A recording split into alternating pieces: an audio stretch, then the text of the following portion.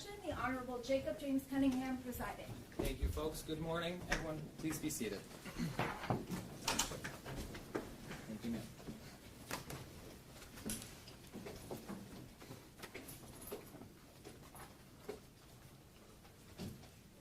Now calling Whitmer v. Linderman et al. Case number 2022-193-498-CZ. All right. Good morning, folks. For any of the attorneys that are in the courtroom, if you'd like to place your appearance on the record. Good morning, Your Honor. Deputy Attorney General Christina Grassi appearing on behalf of the plaintiff, Governor Whitmer. Thank you. Good morning, Your Honor. Karen McDonald, Oakland County Prosecutor. I'm not the plaintiff, and I perhaps am sitting at the wrong table, but as you know, we agree with the governor's position. Thank you. Good morning, Your Honor. Ellie Savitt, Washington County Prosecutor, in the same position as Prosecutor McDonald. All right. Thank you. Anybody else? Okay. All right. Thank you, folks.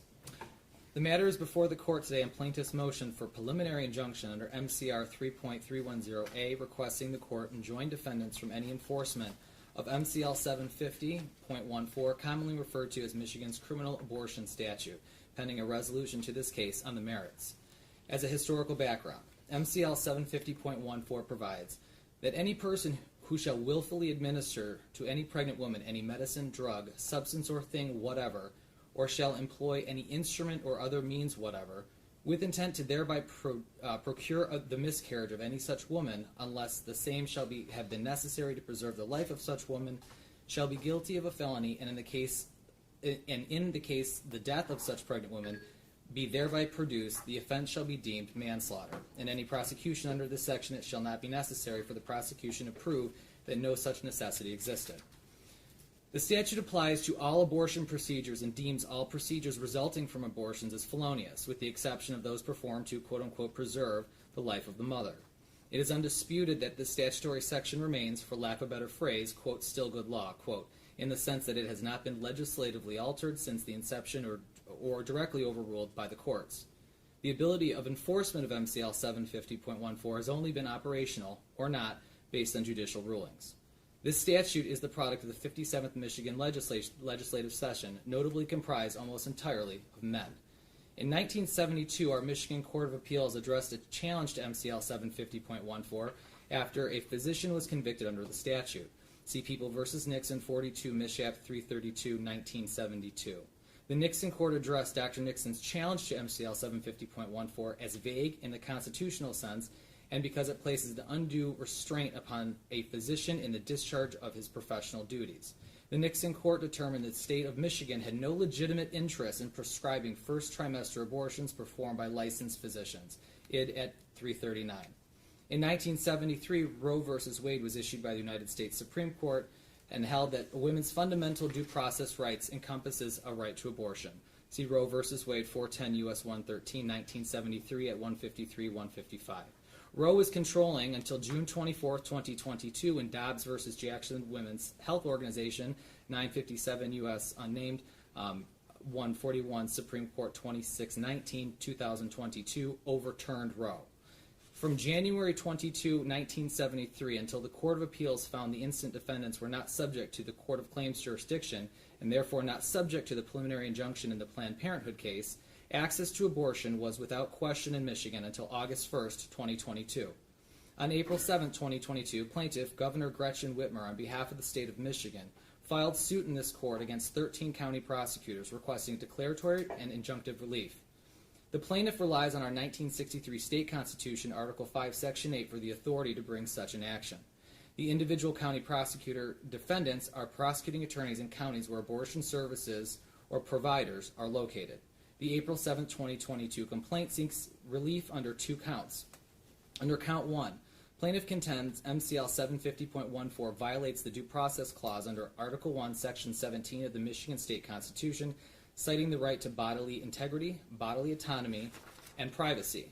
The court notes during the course of the hearing, plaintiff conceded the right to privacy under Michigan case law, and that issue is therefore not considered today. See Mahaffrey v. Attorney General 222 Mich. App 325, 1997.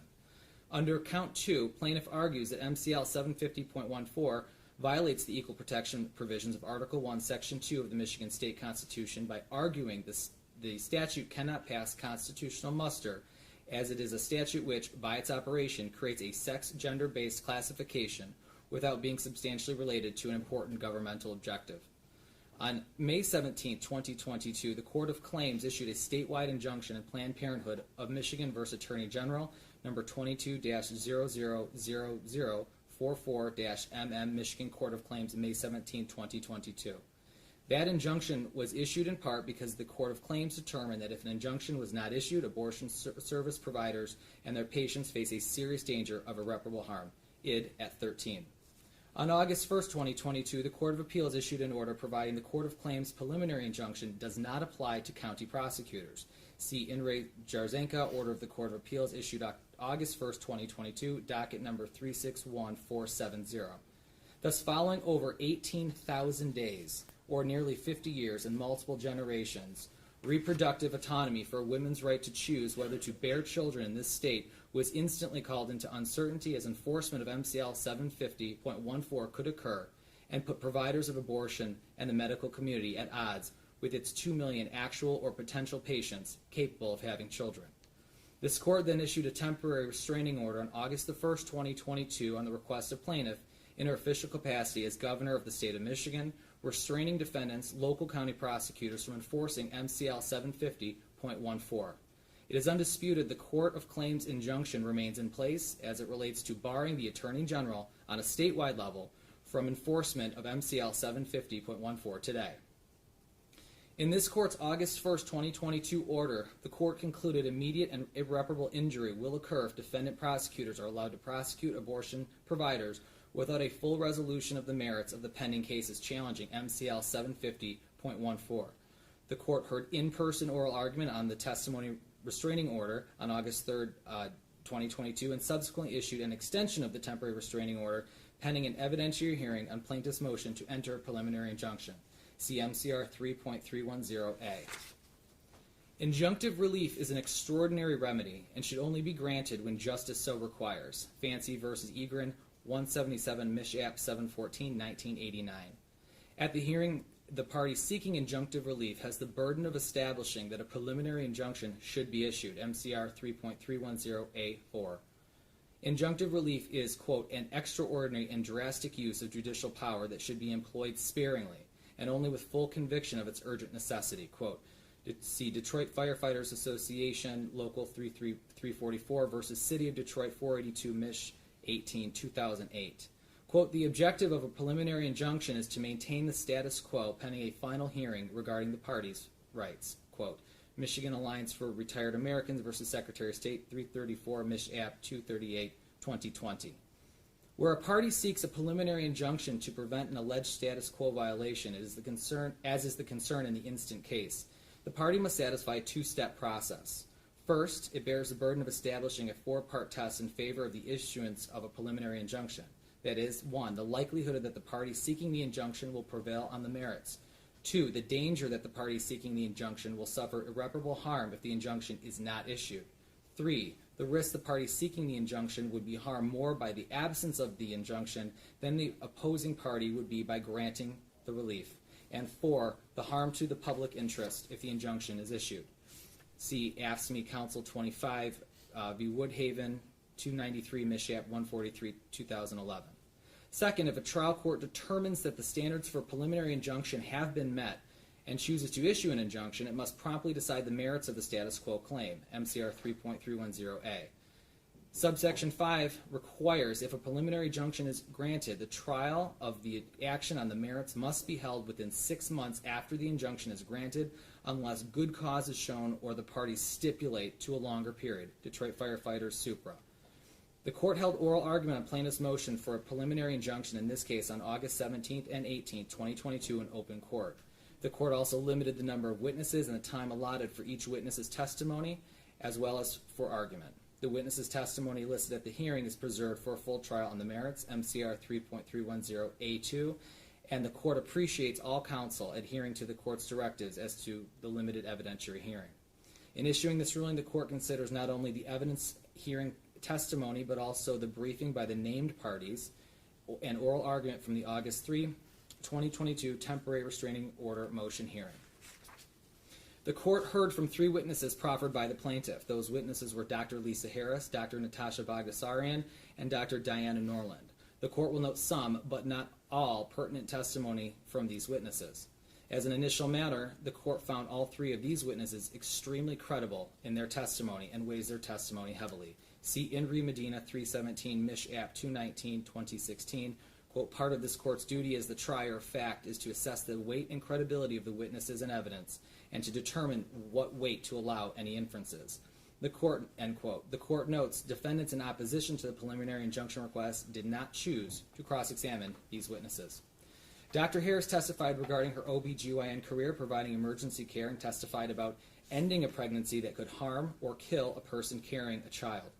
Dr. Harris indicated the concern from her perspective in the medical field generally as to MCL 750.14's provision regarding the uncertainty of, quote, what does it mean to preserve life of the pregnant woman, quote.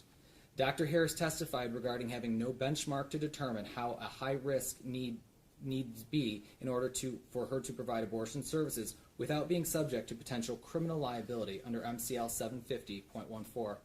Dr. Harris testified about the distress of women and medical providers given the recent uncertainty in the law post-Roe, and specifically in the morning hours of August 1st, 2022, before this court issued its temporary restraining order. She also testified about her concerns about potential liability should she, quote-unquote, soft-send a patient to a jurisdiction where abortion services remain intact, indicating a concern of, as it was put during closing arguments, quote, aiding and abetting.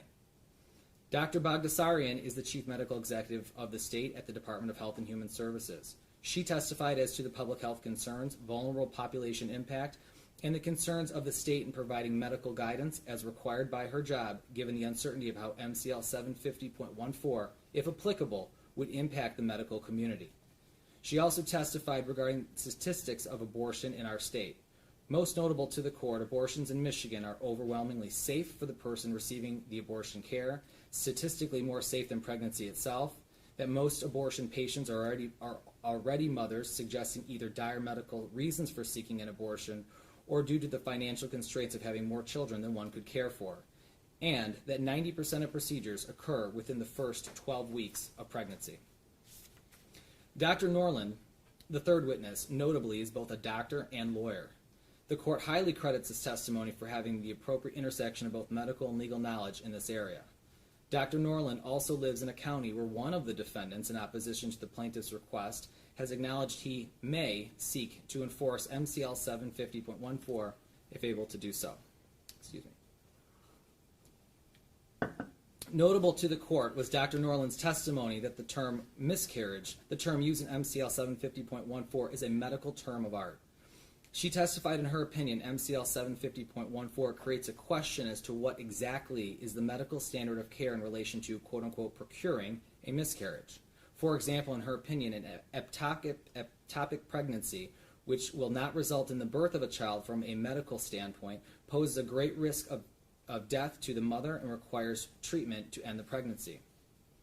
The statute at question creates a medical legal uncertainty on the standard of care in those unfortunate situations which subject medical professionals to chilling repercussions from civil suits, loss of medical licensing, and of course, under MCL 750.14, felony prosecution, all while their patient faces extreme health considerations, including death. Dr. Norland testified these considerations would naturally be required to be considered by a provider before they could care for their patient should MCL 750.14 be in effect. Defendants in opposition to the plaintiff's request for a preliminary injunction proffered two witnesses, Dr. Priscilla Coleman and Dr. Gianna Kazan-London.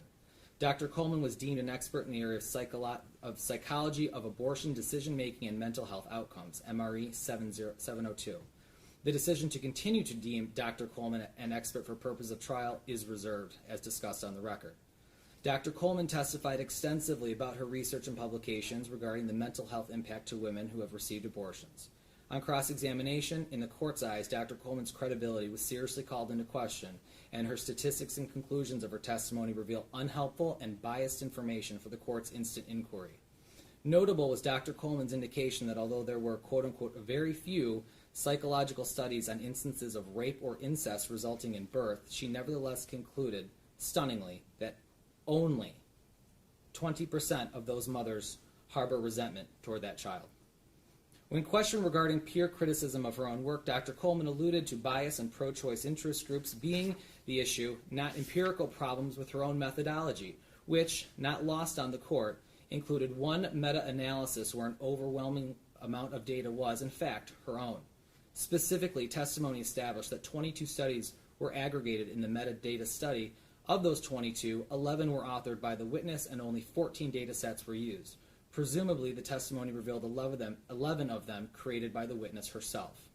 Dr. Coleman's testimony is dismissed as not credible in a practical sense, completely called into question during cross-examination, nor helpful in assisting the court in weighing the factors for defeating plaintiff's request for a preliminary injunction.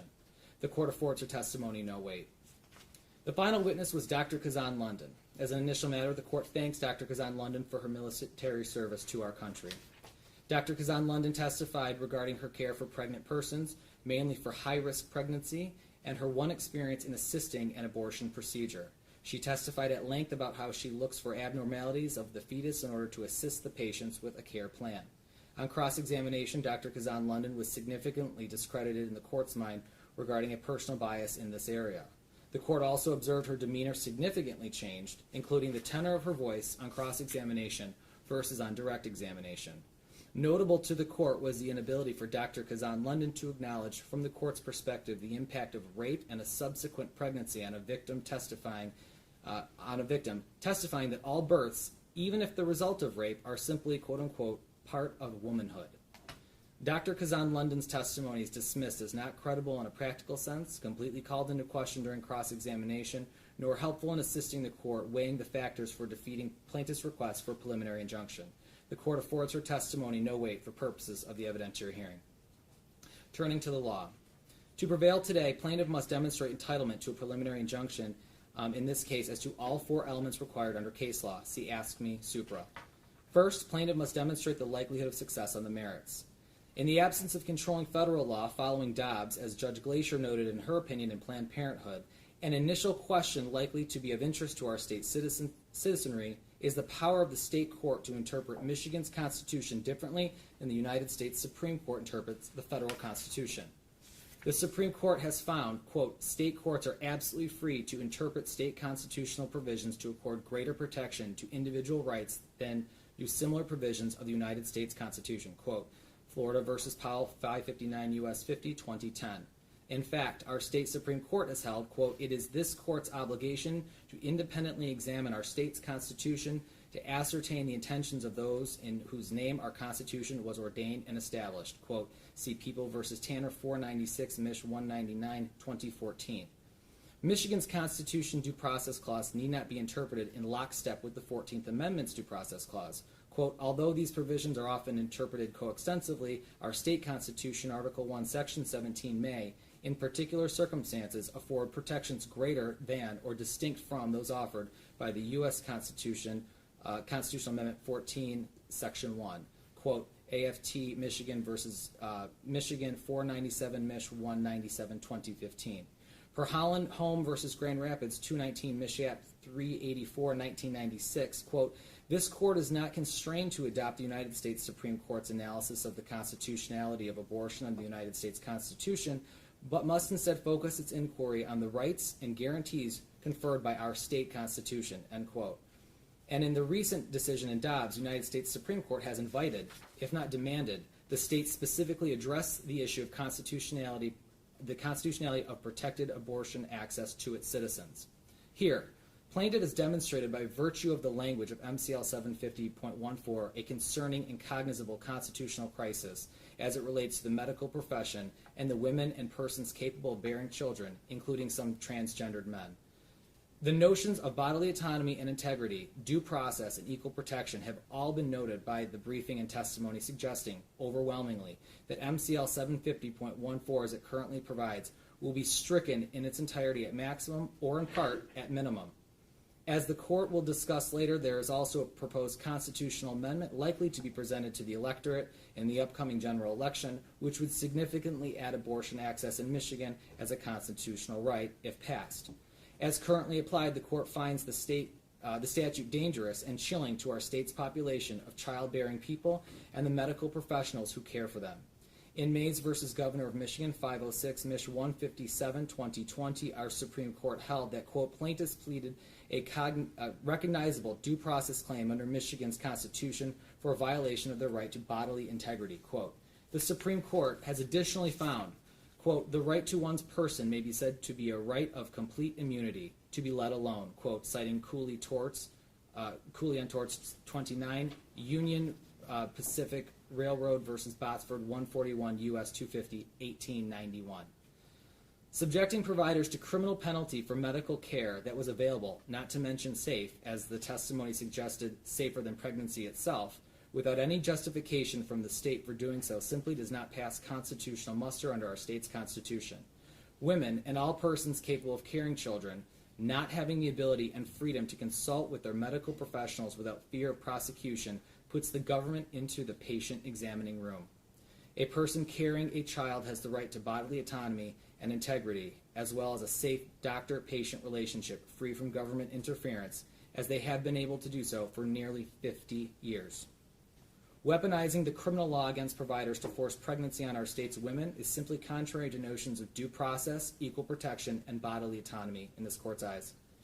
The complete disparity that this statute criminalizes providers and chills their ability to care for their childbearing patients, who are then left without resource, all the while ignoring that a man, even potentially a rapist, who is by definition a required component to the scenario we discussed today, is totally left out of liability under MCL 750.14.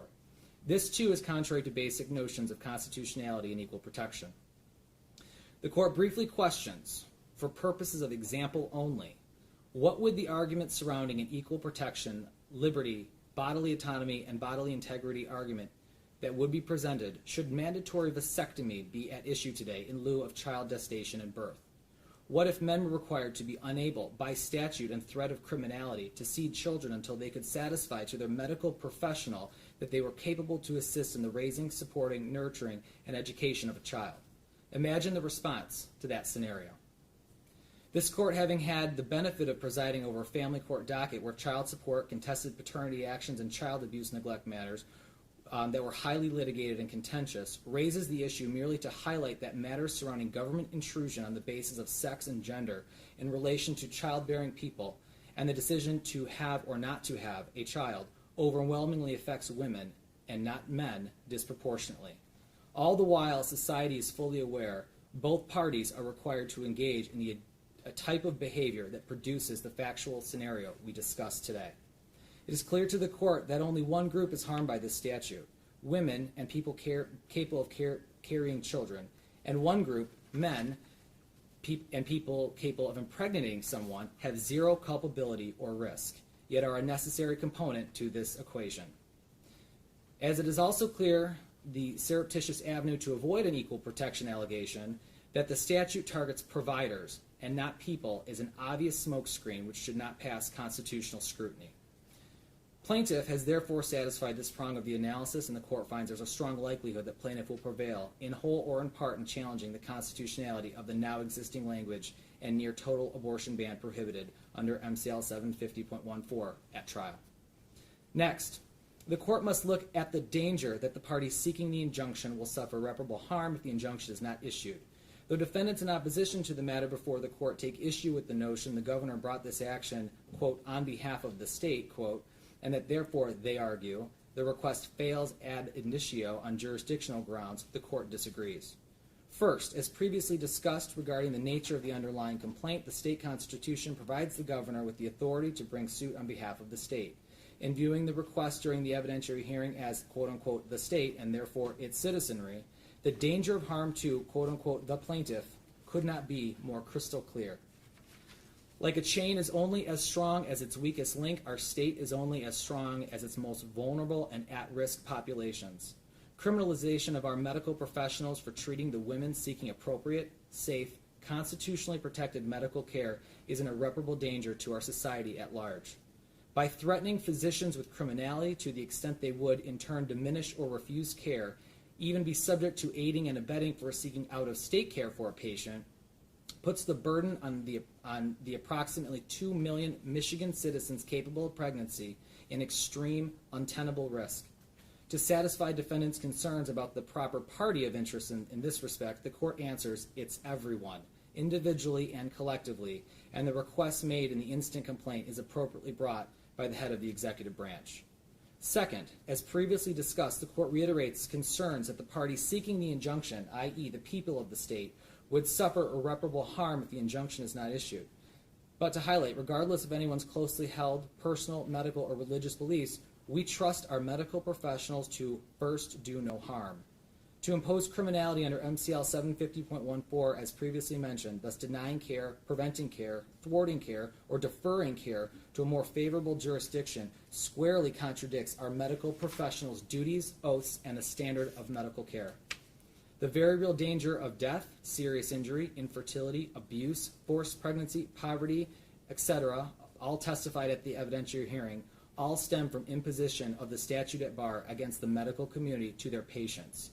The harm to the body of women and people capable of pregnancy in not issuing the injunction could not be more real, clear, present, and dangerous to the court. The plaintiff has met its burden in demonstrating the second prong is also met. Next, the court considers whether the risk to the party seeking the injunction would be harmed more by the absence of the injunction than the opposing party would be by granting the relief. As the court has already discussed the harm to the state and its citizenry at length in the previous discussions, the court will focus now on the harm to defendants by granting the relief. From the court's perspective, there is precisely zero harm to the defendants by granting a preliminary injunction. Zero. Defendants suffer precisely no harm from the court preventing them from enforcement of a statute that, save for a handful of hours on August the 1st, 2022, they were otherwise unable to prosecute since 1973, should an injunction issue today. The option to investigate and prosecute alleged criminality under the guise of MCL 750.14 was never a viable option until recent developments, and waiting until the conclusion of this case to do so is, simply put, the ultimate example of maintaining the status quo, and precisely why courts are expressly vested with the ability to, with caution and careful consideration, to grant extraordinary preliminary injunctive relief. At maximum, trial on the merits of this case by court rule will occur within 6 months. To argue defendants suffer any harm given these facts is simply contrary to sound reason and logic. If, at the conclusion of this case, the court finds MCL 750.14 is constitutional, in whole or in part, defendants will be free to prosecute, with the great governmental resources available to them, the crime they wish to exercise their prosecutorial discretion to investigate today. And if MCL 750.14 is ultimately upheld, in whole or in part, at the conclusion of this case, defendants have a 6-year statute of limitations for which they can retroactively investigate, in their prosecutorial discretion, violations of the statute. Conversely, should they be allowed to prosecute under MCL 750.14 today, and tomorrow our Supreme Court finds the statute unconstitutional, or the proposed constitutional amendment nullifies MCL 750.14, there will be providers who could be charged with felonies that will result in loss of their liberty if incarcerated and livelihood if they lose their medical license.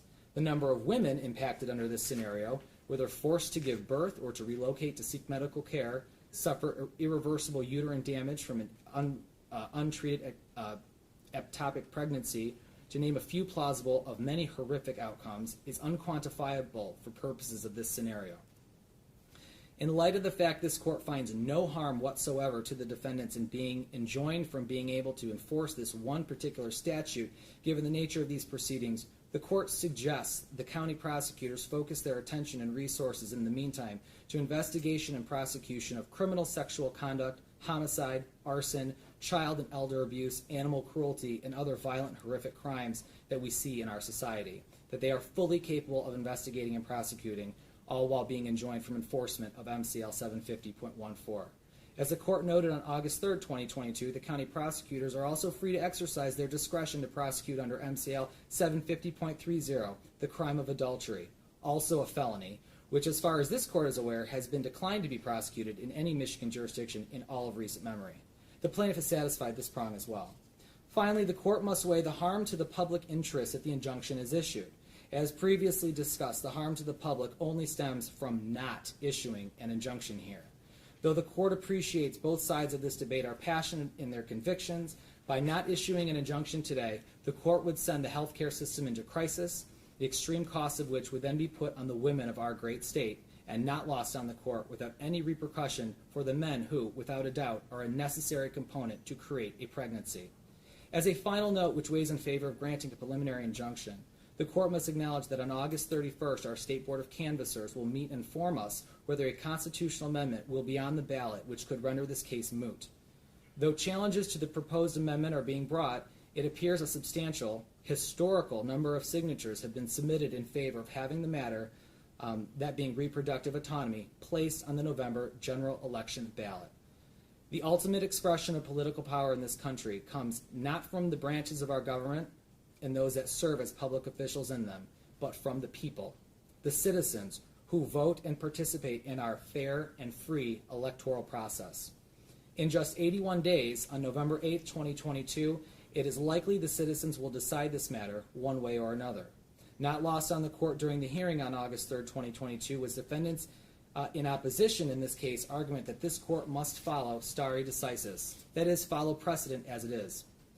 Though it appears the instant matter comes to this court due to a departure from stare decisis, this court acknowledges it is bound by precedent. In that vein, Dobbs defers the matter of abortion rights to the states, and this court finds it is overwhelmingly in the public's interest to let the people of the great state of Michigan decide this matter at the ballot box, assuming the constitutional amendment initiative is on the ballot on November 8th. Therefore, and for all these reasons, the court grants a preliminary injunction in this case, MCR 3.310A. In light of the likelihood of the matter being decided in the upcoming election, the court sets a pretrial conference required by court rule for November 21st, 2022 at 9:30 a.m. The court will set a trial date at which will occur by court rule no later than February 19th, 2023, if needed.